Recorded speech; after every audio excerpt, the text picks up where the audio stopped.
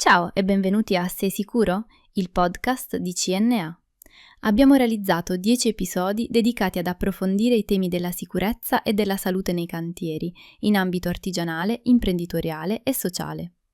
L'obiettivo è diffondere cultura, consapevolezza e strumenti pratici, posizionando CNA come punto di riferimento autorevole e innovativo nella comunicazione di queste tematiche.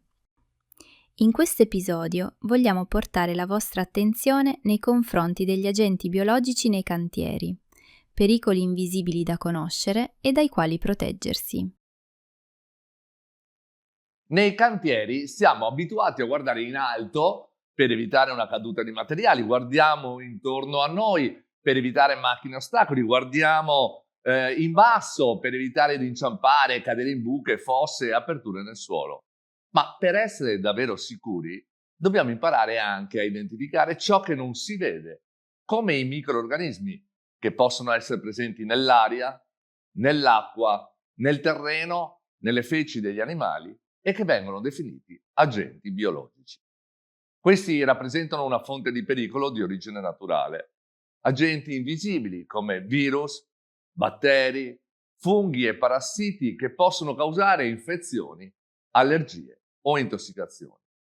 Nei cantieri possiamo trovare escrementi di roditori o piccioni, veicoli di microrganismi patogeni, muffe e funghi che proliferano in ambienti umidi e poco ventilati, batteri presenti nel terreno o nelle acque stagnanti, vettori come zecche in grado di trasferire batteri e virus conficcando il rostro sulla pelle delle persone.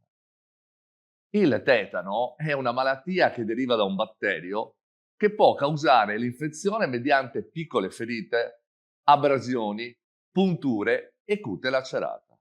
Il batterio, sotto forma di spora, è presente nella terra, nel letame, nelle spine delle piante e nel metallo, il famoso chiodo arrugginito. I sintomi della malattia sono rigidità dei muscoli, difficoltà a muovere la mandibola, febbre e sudorazione. Il tetano è una malattia molto pericolosa che si previene con il vaccino obbligatorio e con un richiamo ogni 10 anni. In caso di ferita bisogna lavare e pulire bene, subito e disinfettare accuratamente. È importante usare guanti, scarpe di sicurezza e fare attenzione a non ferirsi. La leptospirosi proviene dalle urine di animali come topi, ratti e altre tipologie di mammiferi che vanno a contaminare acqua, fango e terra. Le persone si infettano tramite ferite sulla pelle e tramite occhi, naso e bocca. I sintomi in una prima fase sono febbre, mal di testa, dolori muscolari e occhi rossi.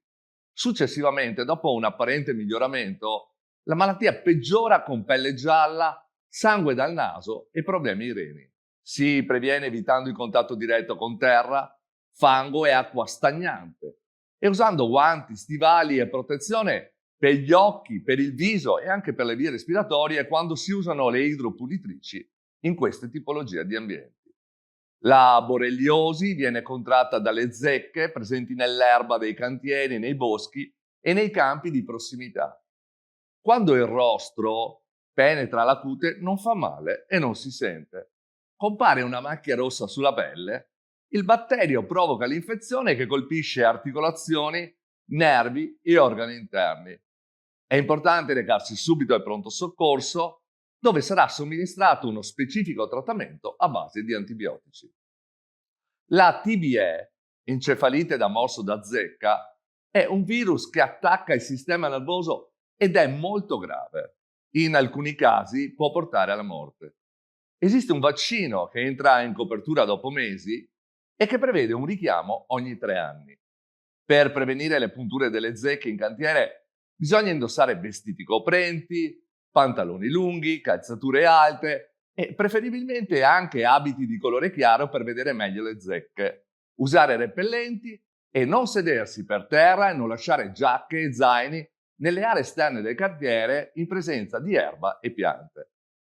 Ricorda infine, gli agenti biologici non si vedono, ma i pericoli che sottendono possono essere molto elevati. Per questo è necessario indossare, seppur metaforicamente, gli occhiali della prevenzione, che hanno il focus sulla conoscenza e che permettono di individuare anche quello che è invisibile agli occhi. In conclusione, nel cantiere è necessario rispettare le regole di prevenzione, usare correttamente i dispositivi di protezione, vaccinarsi, evitare ferite e controllare spesso il corpo per lavorare in sicurezza e proteggere la propria salute. Chiedi al tuo datore di lavoro e al medico competente. Informati presso la tua associazione di categoria.